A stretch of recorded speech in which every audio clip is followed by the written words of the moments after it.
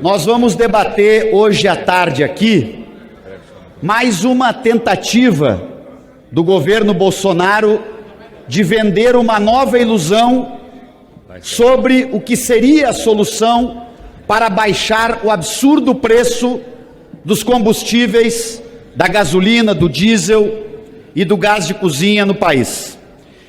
Veja, deputado Joséildo, senhoras e senhores deputados, que aqui eu mostro uma tabela de como evoluiu negativamente a explosão de preços da gasolina no país.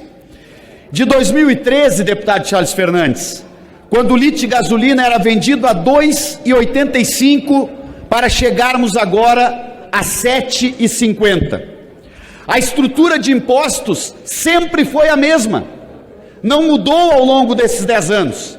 Então a pergunta que eu faço ao povo brasileiro, deputado Beto Faro: a gasolina subiu de preço por culpa dos impostos ou por culpa da política que Bolsonaro adota para determinar os preços da gasolina, do gás de cozinha e do diesel?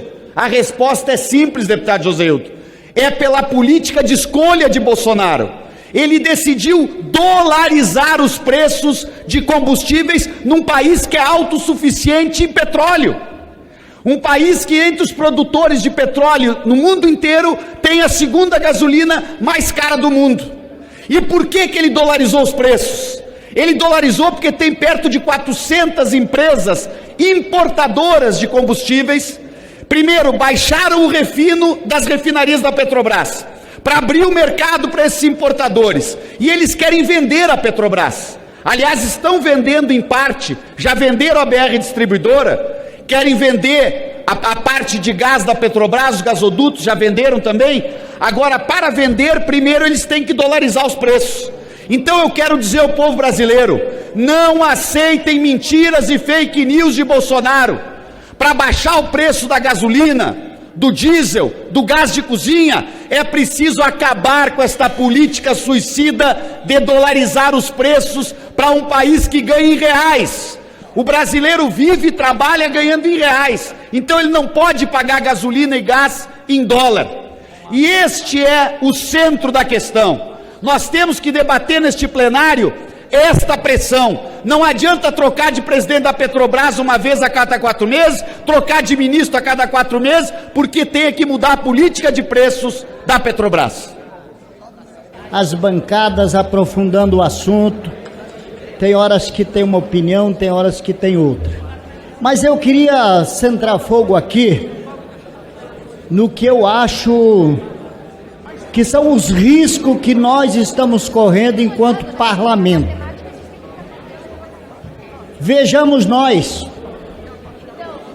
eu tenho coragem de afirmar aqui que mesmo que se aprove esse projeto, não teremos a solução na proporção que merece o povo brasileiro na redução da tarifa de energia, do combustível e assim por diante.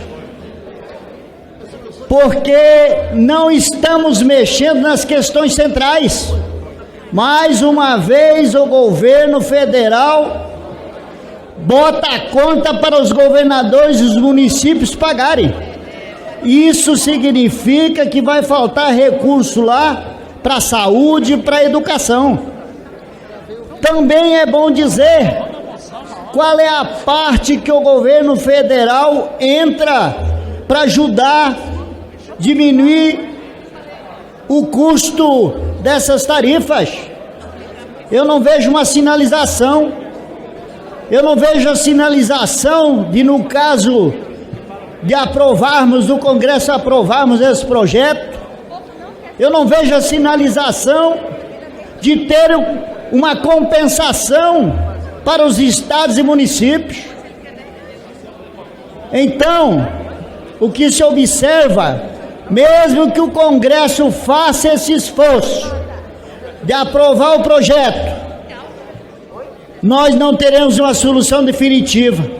A minha impressão é de que daqui uma semana, duas, já aumenta de novo o preço porque o nosso combustível está dolarizado, porque a nossa estatal, que é uma empresa estratégica para o país, continua tendo altos lucros, enquanto as petrolíferas de outros países recebem, ou seja, tem um lucro médio de 6 a 12%, nós estamos em torno de 30%. A nossa bancada ainda está em conversação, mas sinceramente, fica aqui alerta, o governo federal não está fazendo a sua parte nessa... Que é uma política de preços com paridade internacional, que é determinada pelo Conselho de Administração, e isso foi dito pelo próprio presidente da República, que a política de preços será determinada pelo Conselho de Administração. E que tem a maioria do Conselho de Administração? O presidente da República é quem indica, é o governo quem indica a maioria dos membros do Conselho de Administração. O governo poderia mudar a política de preços, que hoje penaliza de forma tão cruel o povo brasileiro. Só para se ter uma ideia, em 2021, nós tivemos 63,4 bilhões em dividendos, mas os consumidores tiveram um aumento, uma inflação acumulada de 47% no preço da gasolina, 46% no diesel e 36% no gás. Nós estamos aqui com a política de preços imposta por este governo que favorece os investidores. 45% são estrangeiros que estão sangrando o país para oferir os seus lucros. Nós tivemos mais de 40 bilhões de dividendos no primeiro trimestre de 2022. E o governo, o que é que faz? Busca privatizar as refinarias. Disse que iria privatizar 8 refinarias. Em verdade, não conseguiu privatizar todas. Mas ao privatizar as refinarias, ele estabelece uma condição de exportar o petróleo cru e comprar o petróleo derivado. Ou seja, nós estamos com mais de 20%, quase 30% do petróleo ou do diesel ou do combustível necessário para abastecer o mercado interno vindo de fora, sendo importado. E o que faz o presidente ou o ministro das Minas e Energias? Esse ministro sexista, com declarações sexistas, esse ministro que diz que a prioridade é privatizar a Petrobras. A prioridade deveria ser colocar a Petrobras a serviço do povo brasileiro. A Petrobras paga mais dividendos do que investe nesse momento. Privatizou a refinaria na Bahia, ou seja, na Bahia, dizendo que iria diminuir o preço, e é o combustível mais caro com a refinaria privatizada a preço de banana. Por isso